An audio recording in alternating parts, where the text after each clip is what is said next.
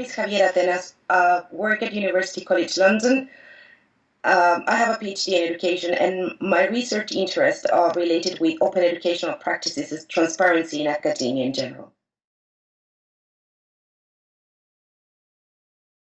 For me, openness in teaching and learning context means transparency, means collaboration, and also means opening up the access to information and knowledge to everyone, to stop being a privilege, and to support everyone to have the same access to education, independently where they were born or what they do.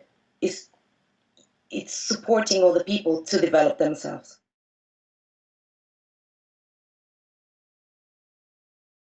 It's when commercial corporations try to sell you fizzy drinks or chemical foods to say that's better for your health. Commercial doesn't means good quality. Actually, sometimes artisanal means better quality, or organic means better quality. When you buy a product in education, you are just buying a technology, or you're just buying a resource, but you are not buying the process behind it and the expertise behind it. So I think openness is a threat to commercial publishers in general, because you have a group of people who are passionate about what they do, improving the quality, and they are the subject experts in those specific learning contexts. So I said the opposite. Commercial publishers are now losing against open education, because people, just out of their own will, their own expertise, can do incredible things, investing public funded resources into publicly available materials.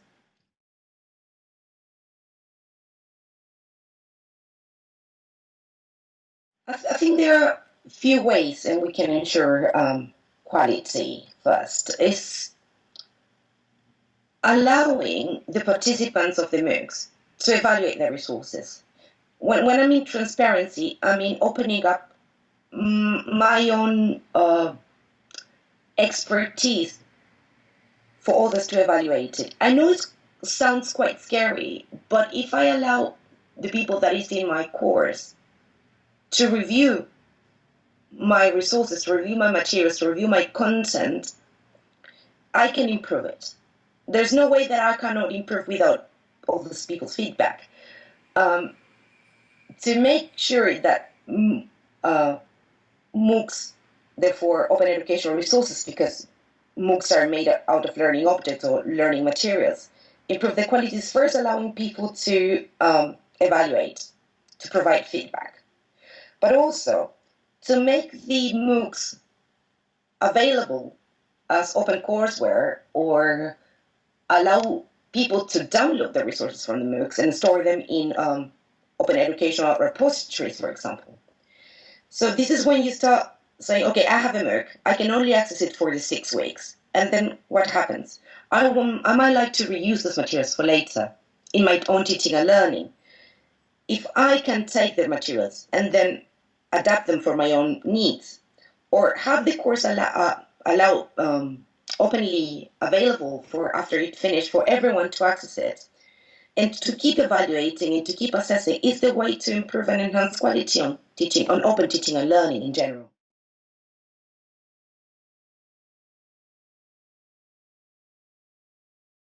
I think it's quite hard. Unfortunately, one of the biggest problems is the lack of support to adapt the resources. So when you go to, for example, repository of open educational resources, you can access the resources, but the platforms do not provide you with the software that you might need to adapt the resources. They might not provide you with the guidelines and the training materials to understand Creative Commons. So one of the big issues is to provide the right open tools or open software for educators to be able to adapt the materials, to transform them, to redesign them. If the open education platforms or projects do not provide with the right software, the right tools, and the right training materials, educators won't be able to adapt. So I think this is one of the biggest challenges we're facing now. When talking with academics or with educators in general, they don't understand Creative Commons.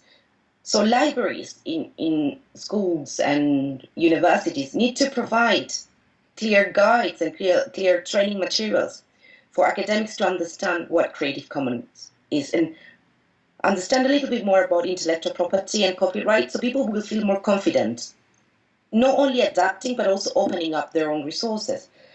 But also, it's technically impossible for someone that is just learning to do open educational resources to find open software that allows them to adapt something so simple as subtitle a video. If we do not provide the software to subtitle a video in the same platform where the video is hosted,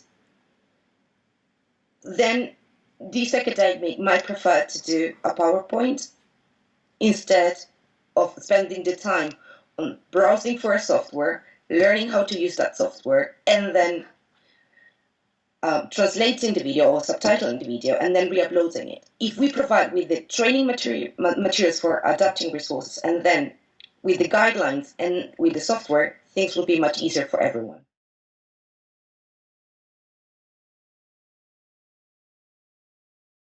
I think there are few ways to ensure that the content in MOOCs, mostly the MOOCs that are being developed by universities, so publicly funded organizations, is more democratic. One of the things is to ensure that all the content on the MOOC is openly licensed. So people can download the resources for not only for personal use, but for any other type of non-commercial use. This is for me one of the first stages to make a MOOC more democratic. Secondly, and as I've mentioned before, it's important that the MOOCs, after the teaching periods of 6 to 8 weeks, remain open.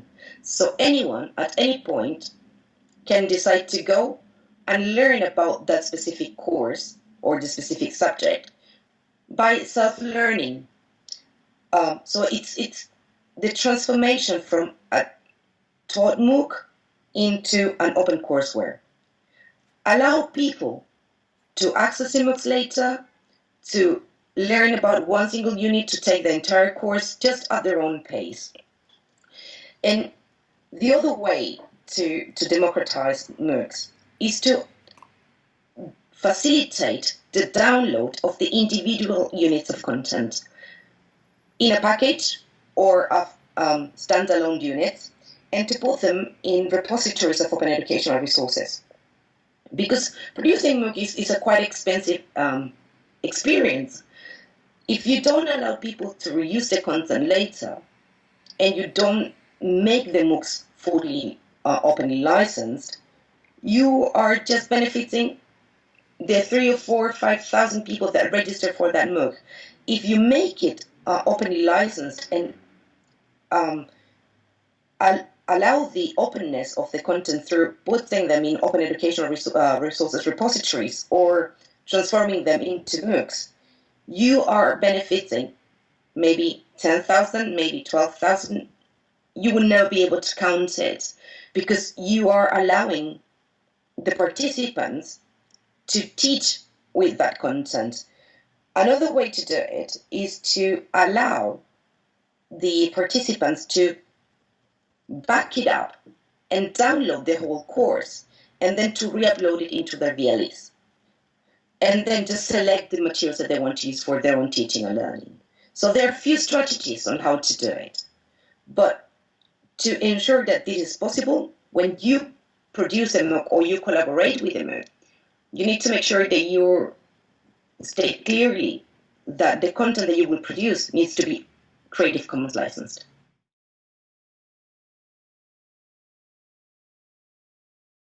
When we talk about producing open educational resources, accessibility needs to come first. We need to make sure that when we produce content to be shared, that needs to be adaptable, and they need to be accessible. To make it adaptable, one of the first things to do is to try to produce the resources using well-known software or easy-to-access software, or hopefully open software. And it's also to allow this, or to put your resources in a way that people can evaluate them. The only way to improve quality in open education is to trust others and to build a trust mechanism with your community of practice. So, and that includes your students. So if you want to develop an open educational resource, test it first with some students, ask for feedback, use open software so any other educator can translate it, for example. Any other educator can use half of it. If you're going to use images, ensure that the images you're using are openly licensed. If you're going to use music, ensure that the music you're using is openly licensed. Try to use open software when you're creating your video or you're creating your resources, but also explain that into the description of your video. So tell which software you used. So any other academic willing to modify your resource can use the same software and they don't have to pay to access that software. And if you're doing some HTML-based materials, please provide the source code. This is key. If you don't provide the source code, people won't be able to modify it. And if you upload it into a repository of open educational resources, make sure that you know that the repository will allow people to download the resource, and it will provide the source code, and also that provide the right tools for content to be adapted. And make sure that you follow the accessibility guidelines so everyone will benefit.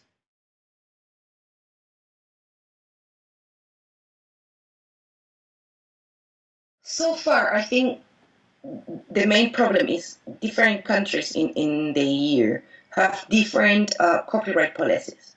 Some countries like the UK have educational exception, but some others like Spain, they do not have.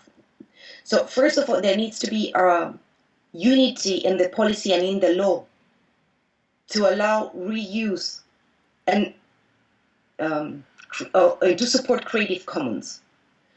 If the countries do not agree, it's quite difficult to have a common policy.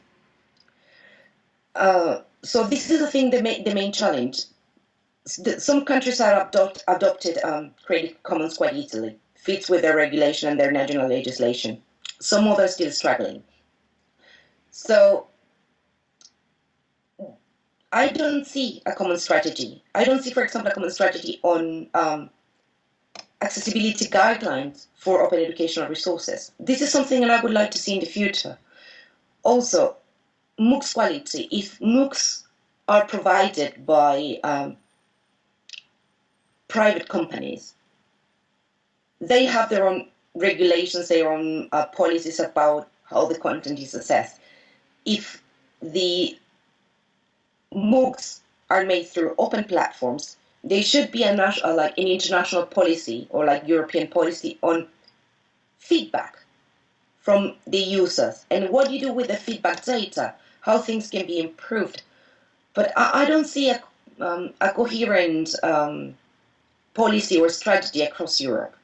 Okay. And I think it's something that we all need to work towards helping each other. If it's going to be a European funded project, the people will have to be able to comply with a certain regulation, but that regulation and that policy needs to also be compatible with the national regulation. So I think the European Union, like the copyright people, have a bit of work to do with different countries to ensure that, for example, we all benefit from an educational exception, and it's not just a privilege of a few countries.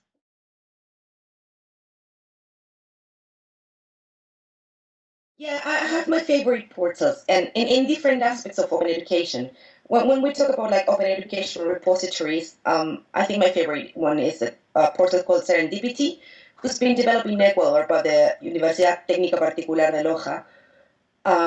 what they do is to have, they developed a repository of open educational resources through linked data. So they use linked data to connect with different open courseware. So they download packages of materials and from different courses. So I think their interface is quite particular and it's really interesting. And I think it's one of the best South American or Spanish speaking open educational portals in general. At the VLE level, so portals of content, I like Federica from the University of Napoli. They've done a fantastic work, not only on just the quality of content is amazing, but also the layout. Their designs, I think one of the most beautiful designs in open education, and I think it's worth to have a look when you want to get inspired and understand some good practices on how to develop repositories of online courses. It's and online materials. It's a fantastic tool. At a more international level, I'm a fan of OER languages. What they do is to develop open educational resources for minoritarian languages. And what they're trying to do is to provide materials and tools and resources for people that speak certain European languages that are not widely spoken. So it's a way of preserve the immaterial heritage of communities. And I think that that's key when you talk about open education, it's preservation of your own culture. At a more political level, I like Transparency International. They use open data to prevent corruption and to monitor corruption. I think it's a very valuable tool for democracy. The only way that you can support a democracy is to prevent corruption. So they use open data for that, and I think it's a really inspiring portal and a really inspiring idea. To learn to understand data and to understand a bit more on how to use data sets, I'm a fan of the School of Data. Open Knowledge Foundation have done great on that.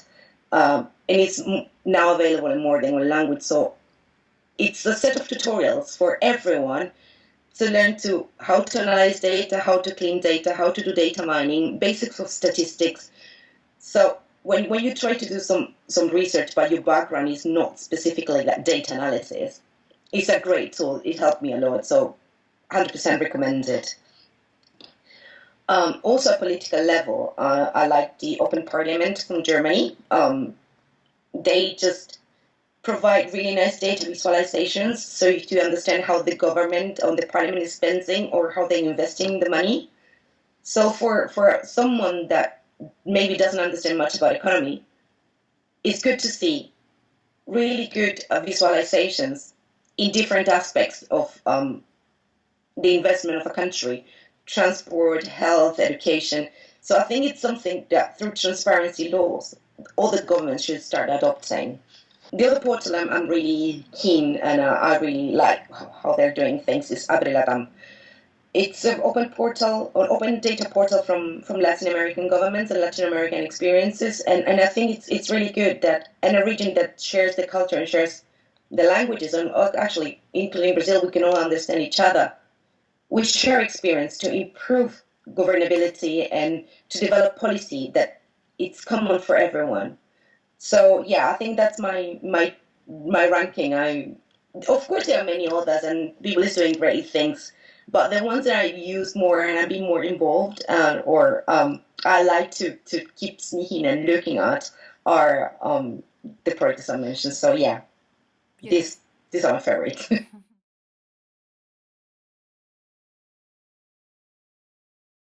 I hope that in the future the European Union will have a non-commercial portal for MOOC development. And they will have also a repository of open educational resources that have been taken out of the MOOCs. So anyone will be able to search in that interface their resources out of the MOOCs that they have developed anyone will be able to come with a good project and create a MOOC in any language that doesn't have to go through a commercial provider. Also, if the Open Europe portal can become a key partner on that, that would be fantastic. Because people will be able to access the MOOCs afterwards, maybe like even a year or 2 years later after the MOOC finished, but they have some information that people want to look or want to learn more about. So they will be able to access the MOOCs as if were OpenCourseWare. But anyone will be able to search specific bits of content through a unified portal. This is something that I would like to see, and I hope it happens.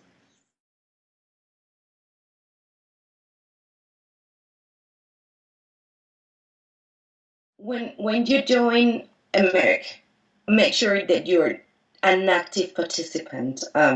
Make sure that you evaluate the resources, that you provide constructive feedback, that you collaborate with others, that you support your peers, and that you can help improving the next versions of the MOOC. You are not there only to learn about a specific subject. You're there to learn about a practice.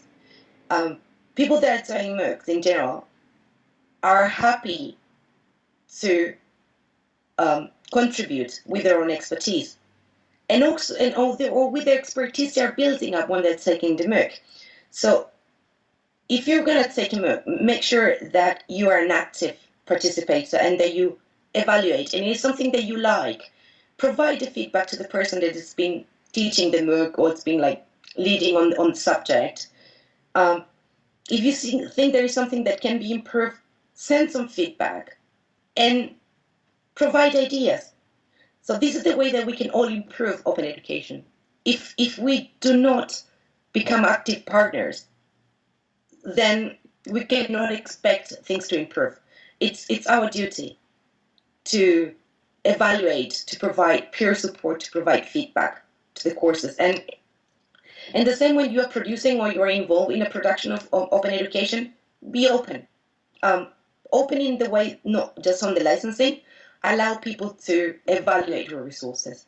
Support the people that might like to help you redeveloping or improving your resources. The only way that we can ensure that open education gets stronger and better is by trusting social collaboration, trusting others. We won't have the money to buy materials all the time. We can produce amazing things in a collaboration.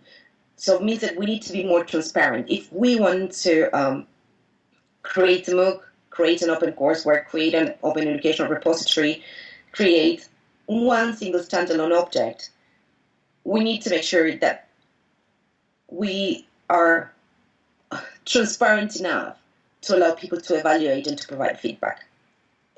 And when we provide feedback, we need to be really constructive. So, because all the people are doing it on their own goodwill. So this is something that we always need to have in mind.